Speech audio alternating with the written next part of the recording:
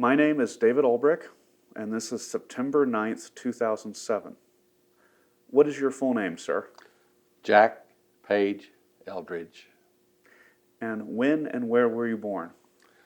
I was born in Salt Lake City, Utah, 25 February 1925.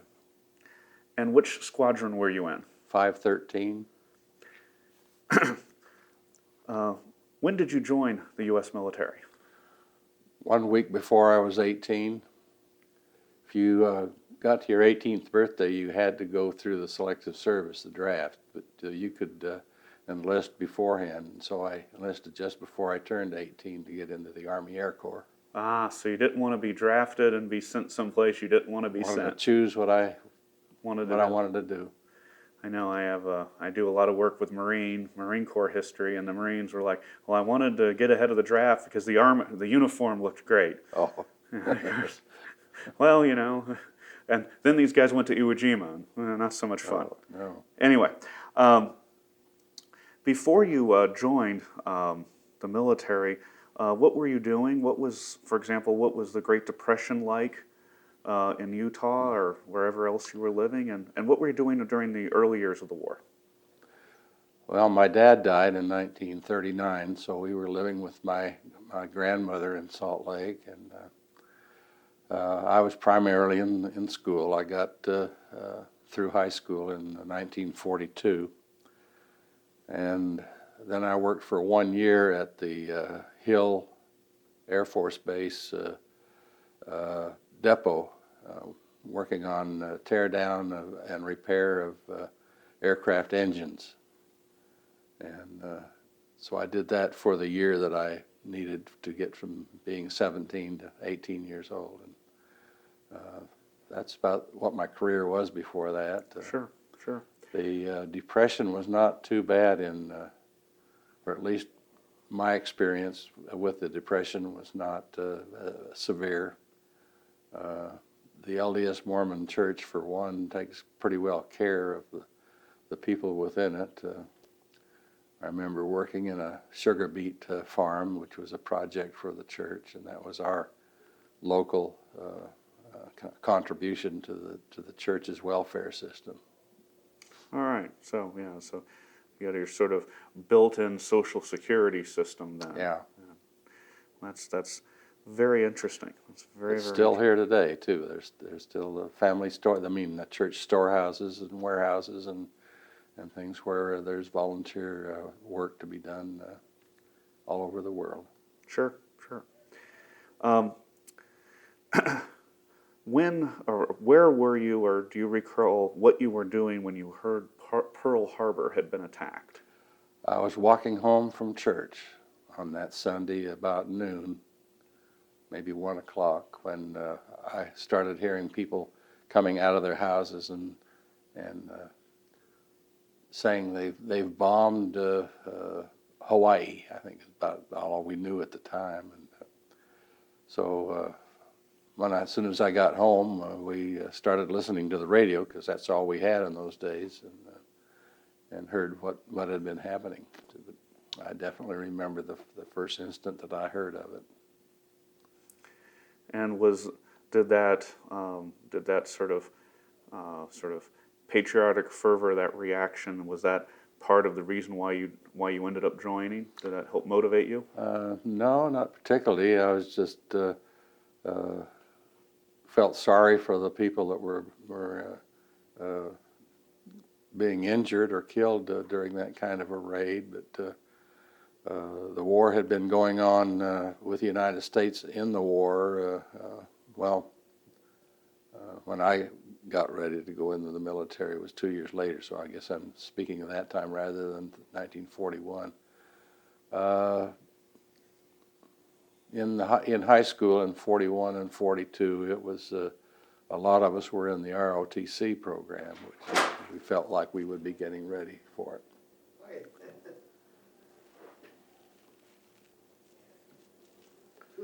Is your time 2 o'clock? Yeah. All right. Where were we? We were talking about your being in high school and being in the ROTC program. Yeah. I enjoyed the ROTC and felt like if I was to go into the military that I would not be unhappy other than the risk that people have. And of course, you could have the same problem crossing the street, but I felt like I would like to have a military career. And that's when I began to think of what kind of career would I want. And I eliminated some of the unhealthy jobs and decided that the Army Air Corps, being an air crew, would be where I'd like to be. Sure, sure. So you were really living as a civilian for 2 years. Yeah. 2 years, the first 2 years of the war. How did life change for your family or your community? Did rationing affect you adversely? Can you give me a little bit of background there? That's No. interesting to me. Well, my family never had a car, so we didn't have any problems of needing gasoline. All right. Or rubber. Yeah, any of the products that were needed in the war. Again, I fall back on church. Church did a lot of help in our family since my dad was dead. They pretty well took care of the widows and children of widows, so it was not a time, an era of much pressure or problems for me and my little family. I had one little sister, but that was all. And Okay. All right. So we go up to late 1943 when you, or when in 1943? 43, I turned 18 in February of 43. All right, so early 43. That's when I enlisted, and it was about a month later before I got my orders to report for active duty, and that was to be at Camp Kearns, which was right there in the Salt Lake Valley. So that's where I had my basic training in the Army. I thought that was hell within 2 miles of where I lived. I'm sure. I'm sure. And then where did you do your advanced training? How did you find yourself in navigation school? The first thing that they did was send us for 6 months college training, and they sent me to a little school in southern Utah at Cedar City. It was called Cedar City Branch Agricultural College. I think it's Southern Utah College now or something. But anyway, we had 3 months that we were to be trained there, and then they shipped us to California to a classification center. I think it was at Santa Ana, California. And at that place is where they assigned us to what we were going to be. And I did not have any idea of being a navigator at the time. I thought that I would be going through pilot training and all, but I was assigned right from the very beginning to be a navigator. And I think that had to do with maybe the scholastic abilities were different for the different candidates, and so I was sent from there to Houston, Texas for my navigation training and pre-flight. Ellington Air Force Base is in the Houston area, and that's where I was sent for that training. And so I went from I guess the early fall of 43 until May of 44 when I got my wings. Sure, sure. And while I was there, one Saturday night at the YWCA downtown in Houston, I met a beautiful girl, and came back a year later after my combat, and we married, and her roots were deeper than mine, so we lived in Houston from then on. That's a great story. How would you rate your training? Obviously, training can't really prepare you for real combat, but was your training effective? Did it prepare you as best it could for the real thing? Yeah, I thought it was real good. Especially the celestial navigation part, where you shot the stars and the sun to help locate wherever you are in flight. And I enjoyed learning about how to navigate, filling out a log, and getting punctual. All my life now, I try to be somewhere within plus or minus a minute of what I'm supposed to be. Well, I can tell And it you comes were, from that kind of background. well, you had to be at the IP at the right time, and you had Yeah. to figure it out. Everything. You had to be at stations in your seat at the right time, and start engines, and so on. Sure, sure. You mentioned celestial navigation. Yeah. Can you, I mean, I obviously don't have the equipment here, but can you walk me through how that worked and what that was? Well, at that time, there was nothing automatic or electric in using a sextant.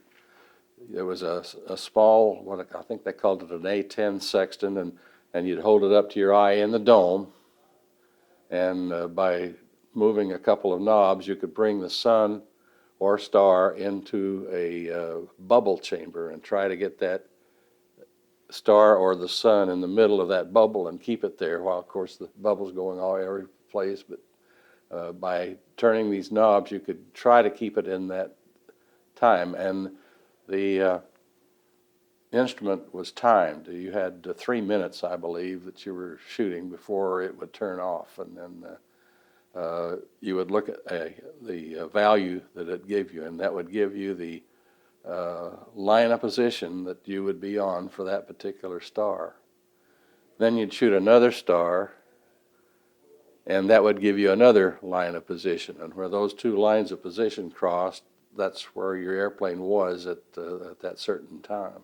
Of course, you did 3 stars, but I just So it's sort of mentioned 2. triangulation, is that? That's the word. You get the 3 stars by triangulation. It's tri-stars. Interesting. They didn't have global positioning systems like they do today. No, and it didn't have automatic sextants either like they had before my tour was over.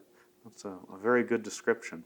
It's very helpful. One of the things that I try to do in these interviews is when you mention something that's a technical term or whatever, I'll kind of stop and make you explain it. Okay. Because that's important for the Who's listening? yeah, for who's listening and who's watching. You know, so what were some of the other things that you learned to do? For example, measure drift or dead reckoning. What were those 2 techniques? Well, the dead reckoning is the basis of all navigation. It is the term used to consider time, distance, compass heading, and altitude, and airspeed. All those figures are part of the system of moving an airplane from one place to another. And you use the other forms of navigation, like the stars, to help you, but the dead reckoning was the main one. It was your paperwork. And you confirmed it by these other types of navigation that came off the air. Because if you were in an overcast, or at times where you had no visibility for stars, then the dead reckoning was simply meant that you had no other help other than the instruments in your airplane: the compass, airspeed, altitude, and clock, the time. Sure, certainly. Which, with a good set of maps, Yeah. should be enough. Yeah. Should be enough. A lot of times it was just a blank chart that had latitude and longitude, and you plotted your stuff on there, and it was not really a map. It was just a blank sheet. But you would have maps where you could do what we call pilotage navigation, which means you look out compared to what's on the map, and that's called pilotage navigation, and that helps you in your dead reckoning system. Sure. Pilotage navigation, that would be navigating by topographical, mountains Yeah. or cities or rivers or, Yeah, that- strictly visual items that would be defined then as pilotage type of navigation. And what about measuring drift? What does it mean to measure drift? Your airplane is going through the airflow, and the airflow is moving irrespective of what the ground is doing. So what you need to do is determine how much is your plane drifting to one side during a given period of time. And you would use that to calculate then, well, where is the wind from and how fast is that wind? And what is it doing to your ground speed, not just the airplane's true airspeed, but the ground speed. And you could make a triangulation of those figures to determine what to plot on the ground. And the B3 drift meter was gyro controlled so that it could pretty well not be affected too much by the airplanes moving around. And it would take a picture or give you a view of an object on the ground going through it. And you would orient your drift meter so that it would appear to be going parallel to the lines that you have in your scope. And then you would read, well, how many degrees is that off of the airplane heading? And that would give you what's called the drift angle. And that's the drift that you're metering. And then you call that up to the pilot, and the pilot No. would, or would you not? Well, you would plot that and then on your log and on your charts, and then you would determine what you had to do to correct the airplane's heading, and then after you've done all that, then you call the pilot and say, in 2 minutes, turn to a heading of whatever, because you would have pre-plot a point that you wanted to have that happen to you. Sure. All right, that's that was a really good illustration of what a navigator does, and I think it's very, very helpful. Very helpful. Yes. Well, I think your explanation of measuring drift was very helpful. I want to turn to the next topic of when you were transferred overseas. About when did that occur? August of 1944, and that's kind of one thing that I wanted to kind of explain as a little incident that was happening during that trip. Please do. We left Ellington to go to a collection center where crews were organized, and that was Muroc Army Air Base in California, which is now called Edwards Air Force Base. And that's when you joined up with the other 9 members of a crew. And then we went through about a 3-month period of training locally so that the crew members could get to know each other, and also the pilots had to learn more about formation flying. And we had targets in the desert that the bombardier would drop bombs. Anyway, that's just part of the training of the crew itself. Sure. Then this particular, some of the crews then would go to some place and pick up an airplane and fly that airplane to combat areas. But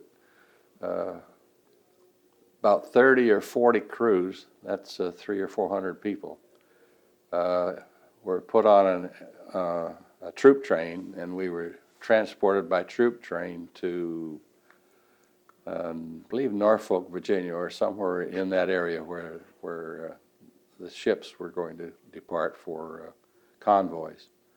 And we were put on a Liberty ship for our trip. We didn't know where we were going at the time.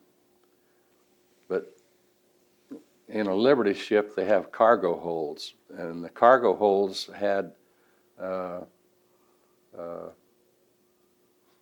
bunks stacked 5 high. So you had to climb up to get into one of your bunks. And the bunks were so close together that you couldn't turn over in them. If you turned over, you'd be rumping the guy above you.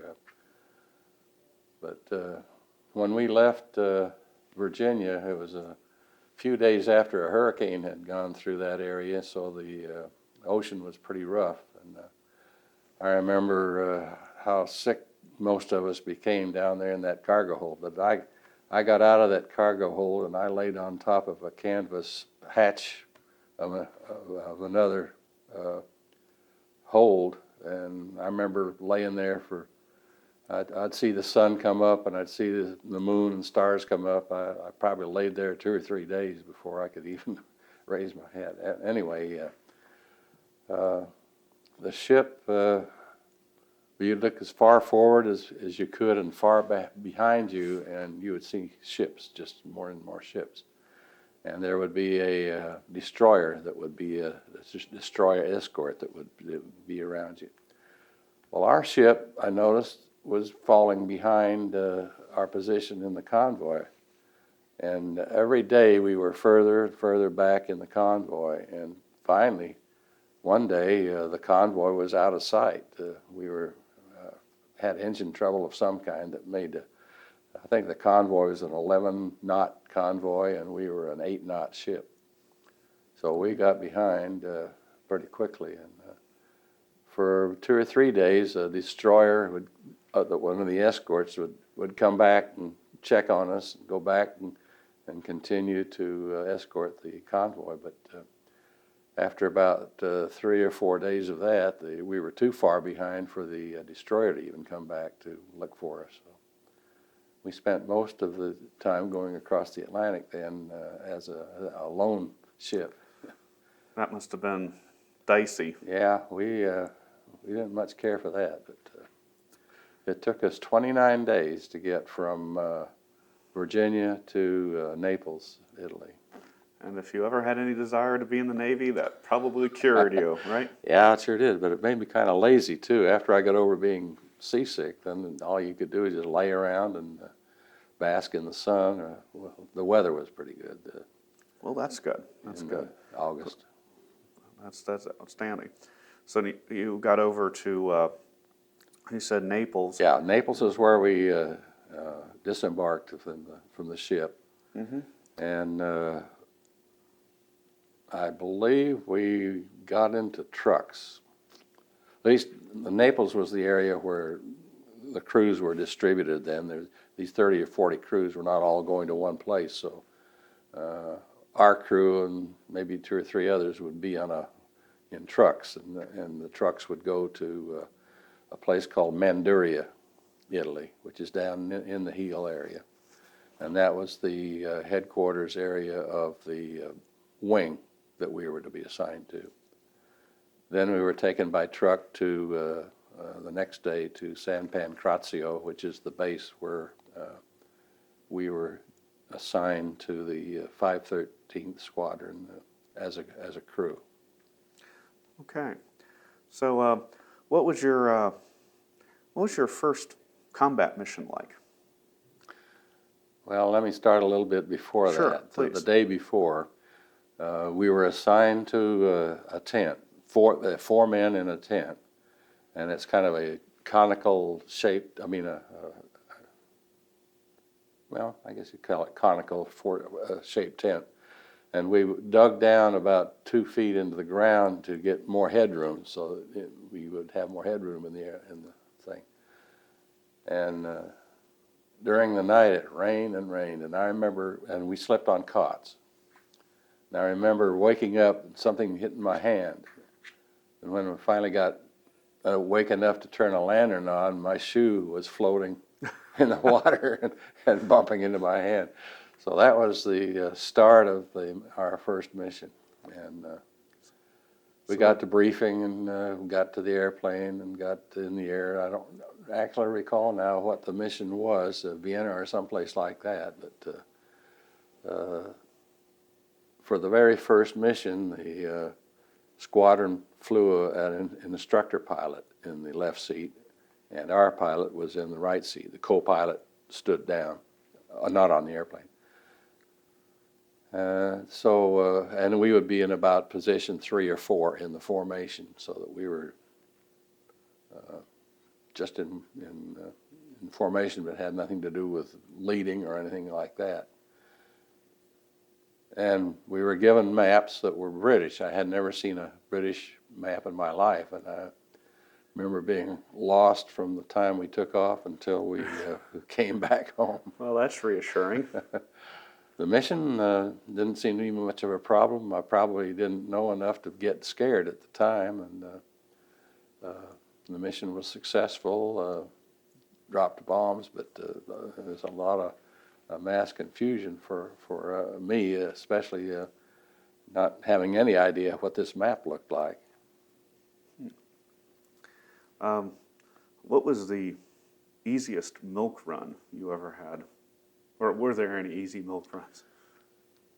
Yeah, I think that the milk runs were bridges over the river coming down the Brenner Pass between southern Germany and northern Italy, and that we would get missions to bomb those bridges. And turned out that one of these so-called milk runs was our worst mission. How so? Well,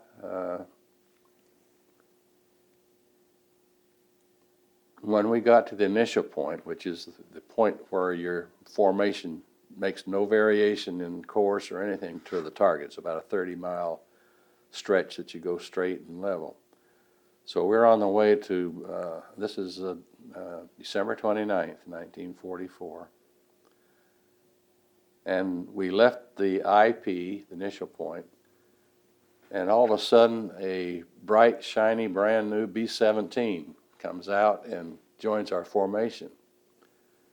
And before we could shoot him down, he immediately left as soon as he had radioed the information to the ground so that the 88 millimeter flak gun crews could know what our altitude, airspeed, and as soon as he left our formation, immediately our box of airplanes had flak right in the middle of it. Knocked out our number 3 engine. We had fuel lines in the bomb bay get hit and were leaking. We did continue and were able to drop the bombs. Fortunately, I don't know why, but none of the airplanes in this box of 8 or whatever, well, 9, I guess, got shot down and didn't get blown up. But there were several people that were wounded, not in our crew, I found out later. But coming off the target, our crew chief had to get up in the bomb bay with the bomb bay doors open and try to pinch off these fuel lines that were leaking. So this was the flight engineer you're talking about? Yeah, Sparks. Sparks. His name. Ah, all right.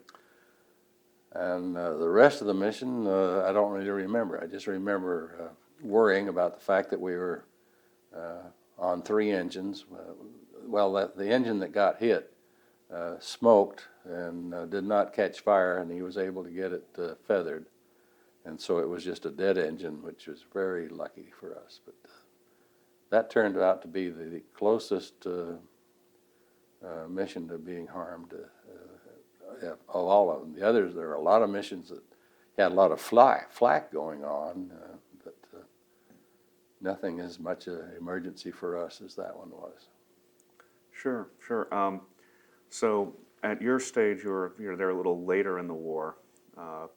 At your stage, flak was the biggest issue. Fighters were almost non-existent. Unless you were a straggler or we something. would hear fights going on somewhere, but we never even saw in the air a German fighter.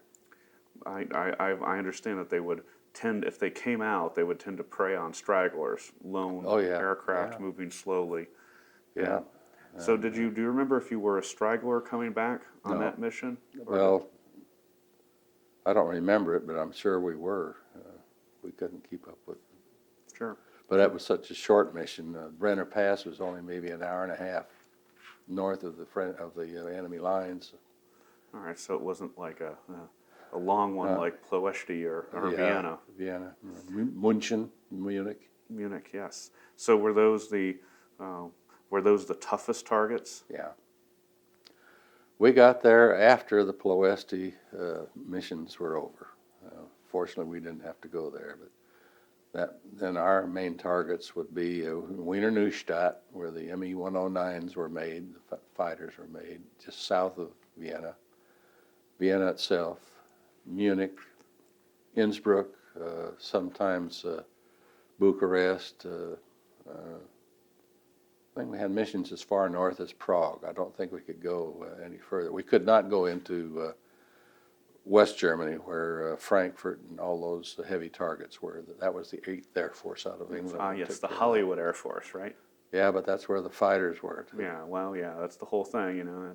They have they had it got all the heavier than we cameras, did. but they did have a tough time for all Sure that. did, yeah. They definitely did have a tough time. But so, you know, how long would a mission be to say Vienna or Wiener Neustadt or Vienna or Prague? That must have been 15 hours, 12 Like hours. 10 to 12, I would say. And part of it, your first hour or an hour and a half, was just taking off and circling over your base as each airplane took off, trying to get itself into the formation that you were going to fly. So, like I say, the first hour or hour and a half, you're still just over your own base before you even depart on the mission.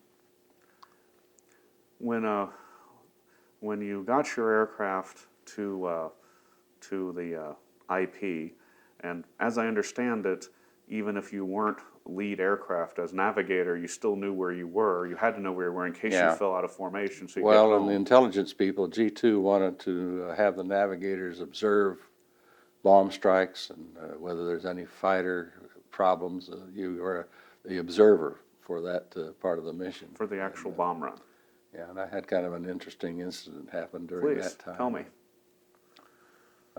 Later in the war, the B-24s had a kind of a blister window where the navigator could put his head out enough to look and see more. But also on the bomb run, we were supposed to take the heading and altitude and true airspeed readings every minute or as we went. So we would be sticking our head out and looking and then coming down, and our instruments were down here. So I would look down at the instruments, make a writing, and go back in the window and back and forth.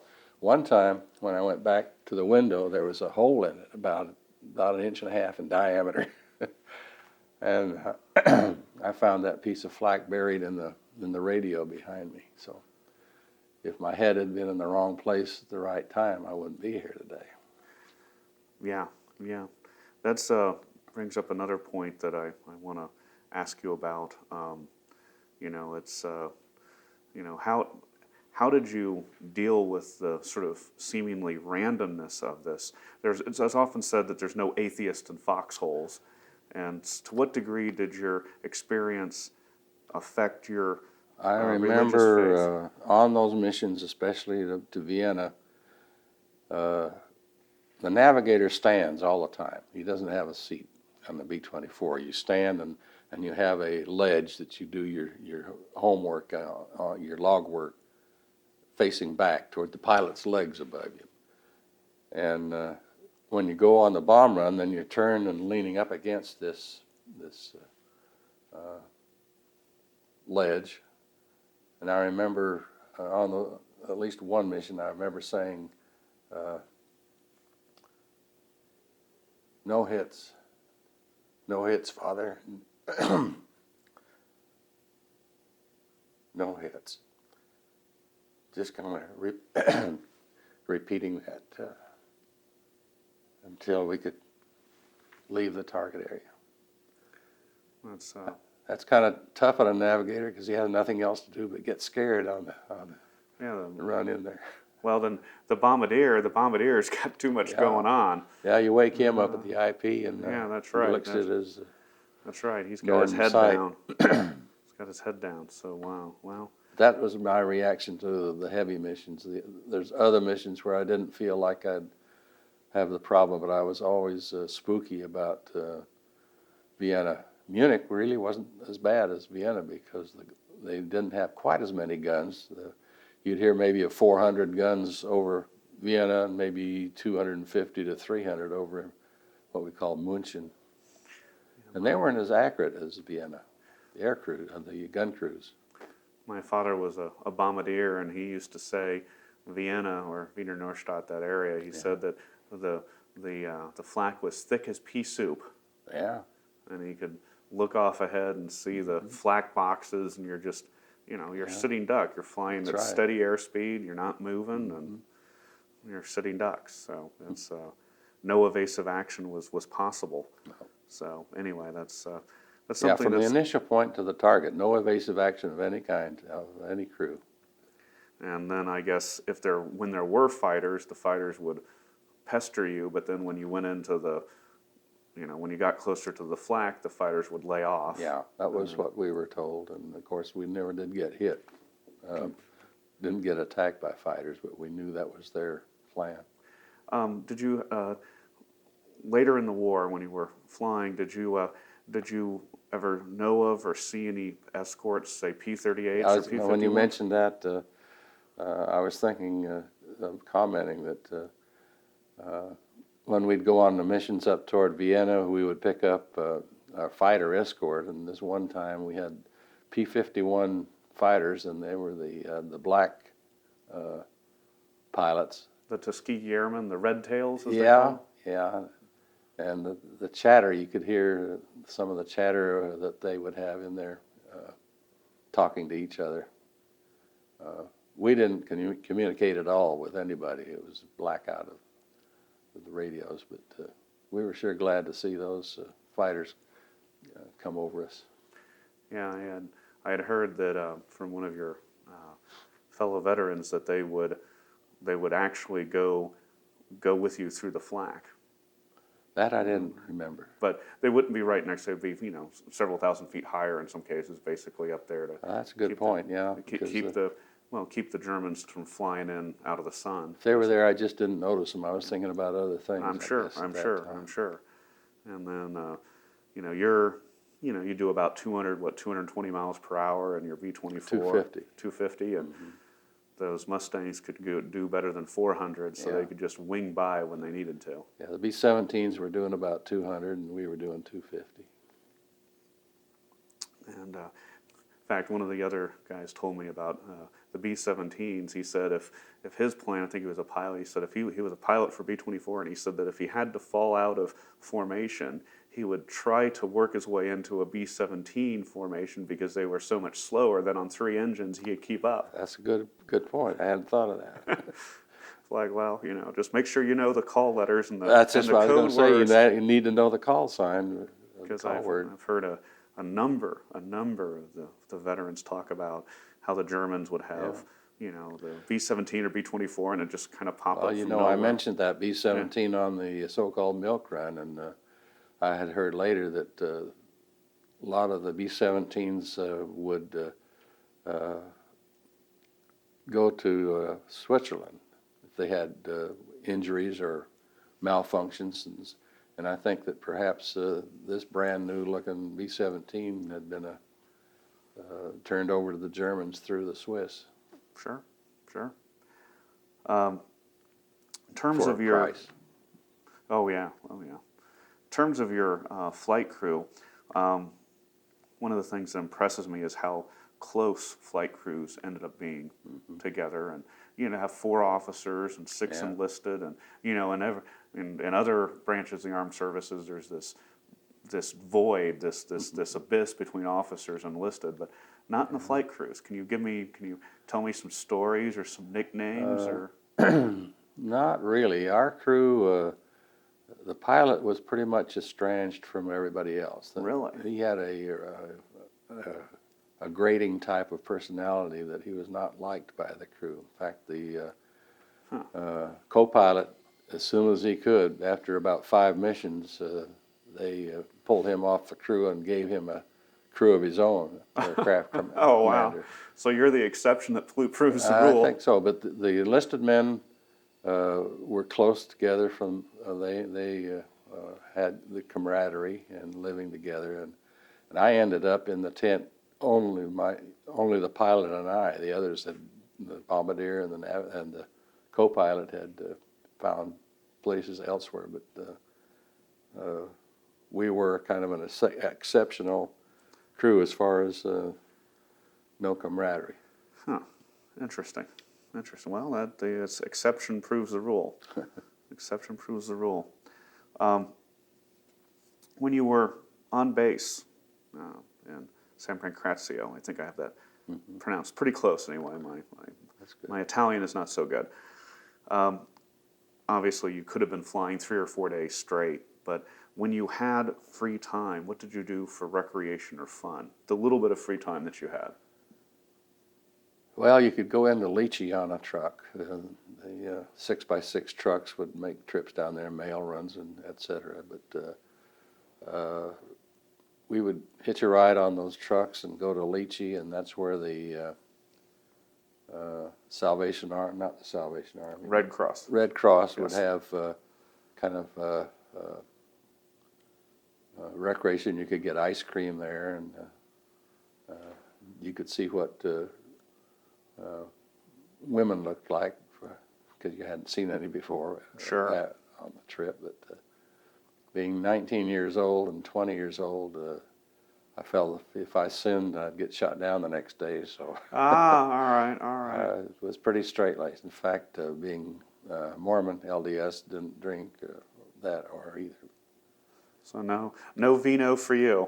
I remember when we'd come back from the missions, the flight surgeon would give us 1 ounce glass of whiskey. And since I didn't drink the whiskey, I would tell him to put it in the jug or whatever. So those of us that didn't drink, that whiskey went into a reserve that got built up. One day it might be rye, the next day it might be scotch, the third day it might be bourbon. But then about once a month there would be a party at the officers club, and the airmen and everybody would be in this kind of party, and they would have these big wash tubs filled with grapefruit juice, and then pour these jugs of whatever in there. And I've never seen such wild, bleary-eyed looking men, and of course that group sure couldn't fly the next day. Of course, we didn't have a mission planned that day. Oh, either. definitely not. Yeah. Definitely not. No, that's amusing. I had never heard before that the flight surgeon would give everyone essentially a shot of whiskey to kind of calm people's nerves, calm I people's guess it stomachs. was the tradition that you could look forward to the flight surgeon giving you your shot of the day. Shot of the day. Very good. Very good. The when you were stationed overseas, did you send or receive many letters? No. No. I don't think I may have sent 2 or 3, but being single, and I would get a letter once in a while from my girlfriend in Houston. Sure. But it was just kind of like we put off our lives during that time. I'm sure she was still going to YWCA dances while I was Sure. gone, but Sure. we were engaged. Sure. Very little correspondence from me.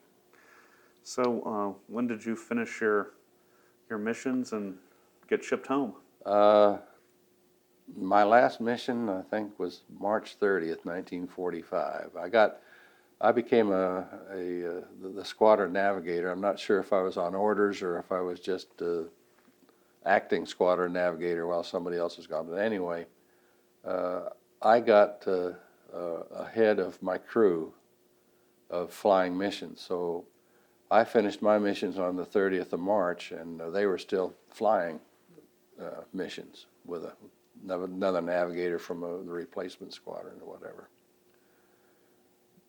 And I didn't want to fly in an airplane again in my life, so I asked that I not be sent back to the States as part of a flying crew. So you'd been cured of that. Yeah, so I was shipped by truck to Naples, and we sat in Naples port for a few days until a ship was there to load a bunch of people on it.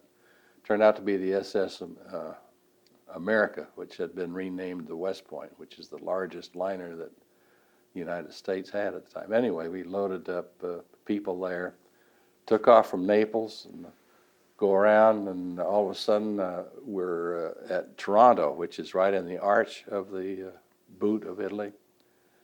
And the 376th had been redeployed from San Pancrazio to get on that ship. So all my buddies and the crews and the entire group then got on this ship at Toronto. It must have right around April 15th, April 18th, somewhere. Yeah, somewhere in that area. Because I think the last mission was April 15th, April 18th. Sounds about right. And then you must have been, were you at sea when you heard about the victory? VE Day? VE Yes. The West Point, or the America, if you want to call it that, was a superliner that could go maybe 20 to 30 knots. So it had no escort. It just went by itself. Even during the heaviest part of war, it was not part of a convoy because it could outrun U-boats. Unless the U-boat happened to be at the right place at the right time. Yeah, but he'd have one lucky shot Yeah, because this it's thing too would be- late to do anything else. Right, right.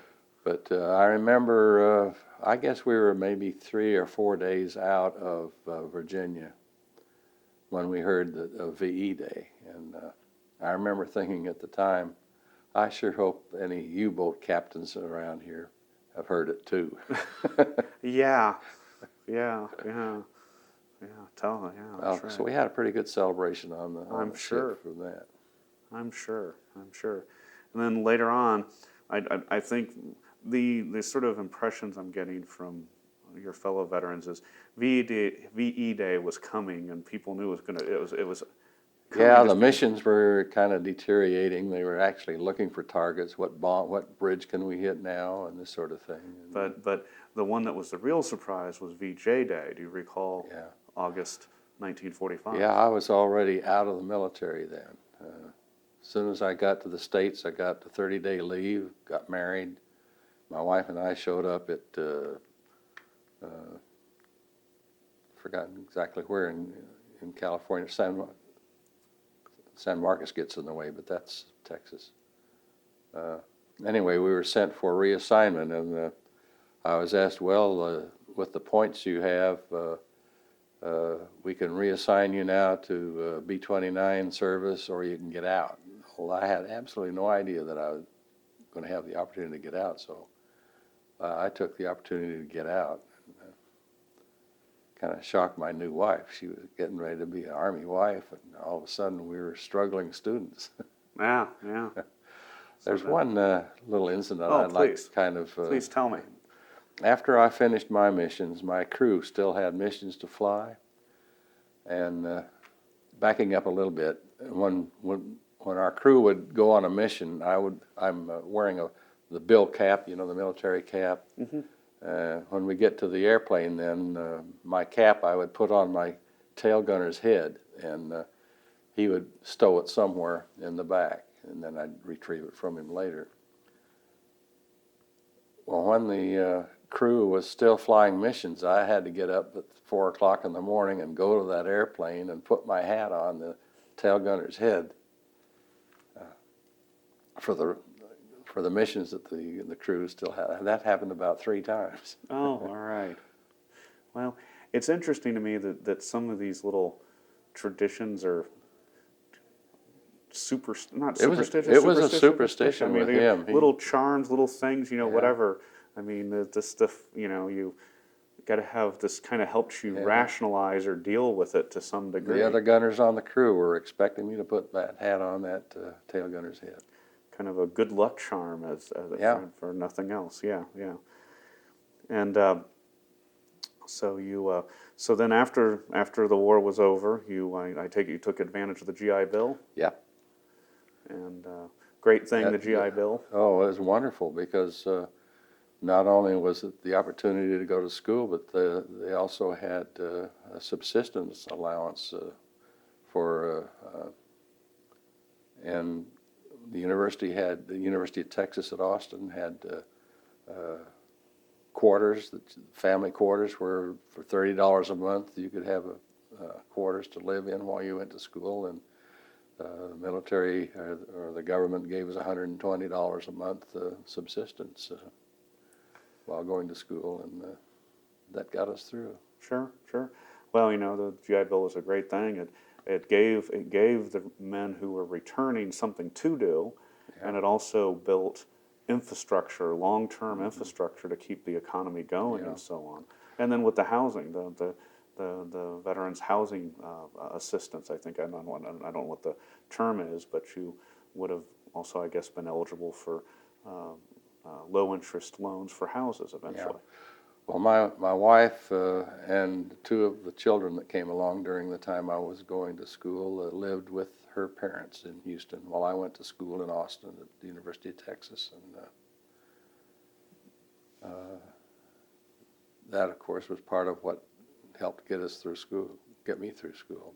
Sure, sure. My navigation training and the background kind of prepared me to want to be an engineer. So that was my profession, mechanical engineer, after Very good. I graduated. Very good.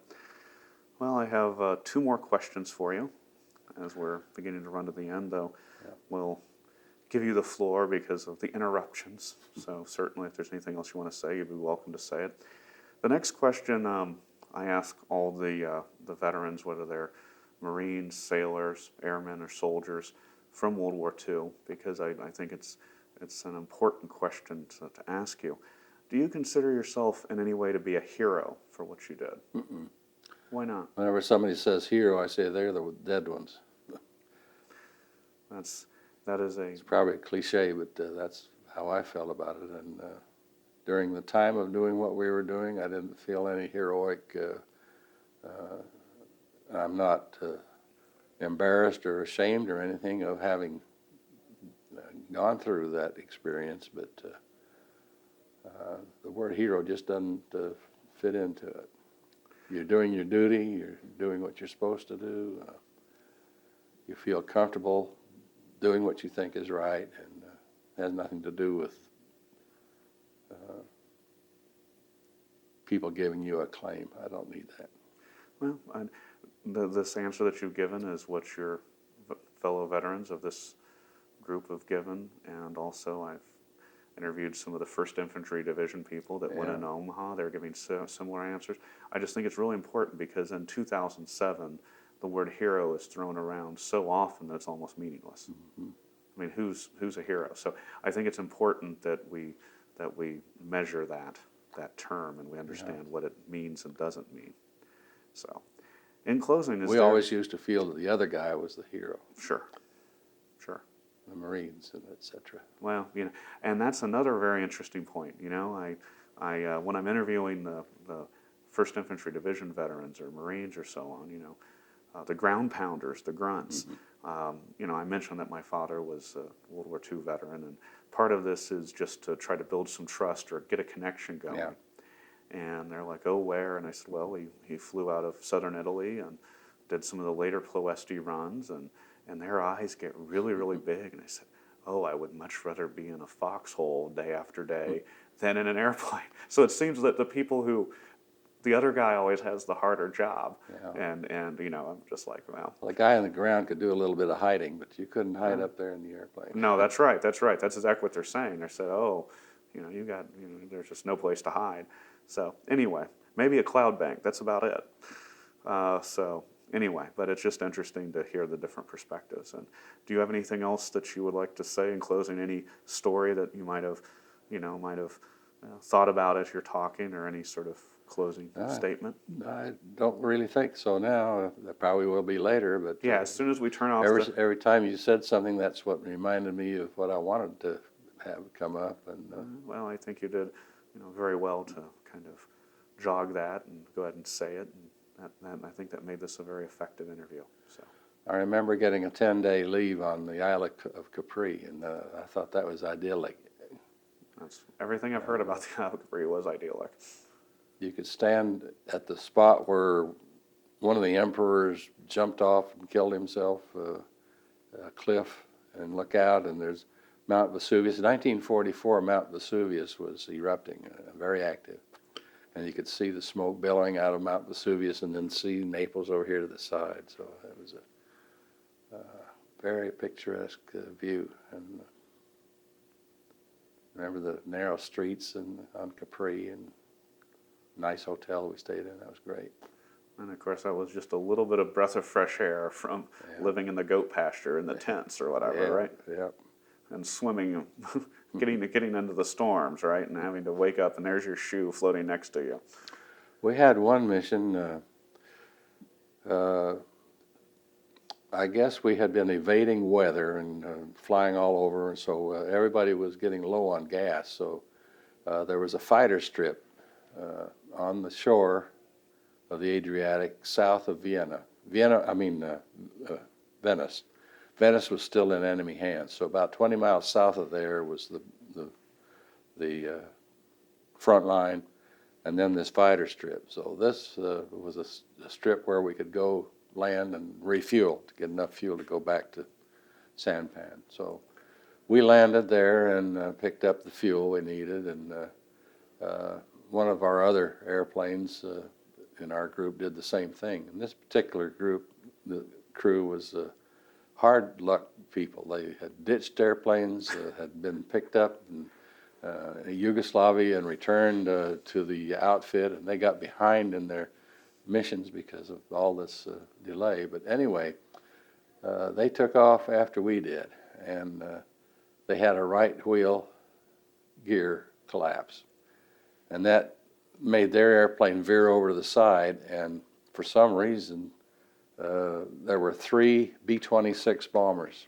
parked just neatly right alongside the runway, and this B-24 totaled all 3 of those B-26s. None of the B-24 crew were killed, or there were some injuries.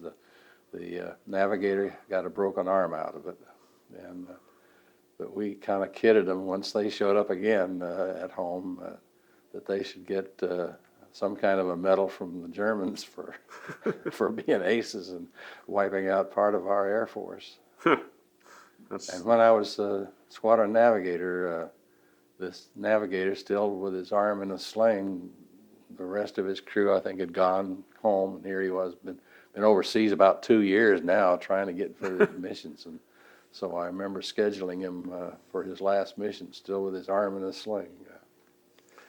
That's great. Well, that's about it. Thank you very much, sir. It's been a pleasure and an honor. Okay, well, appreciate it.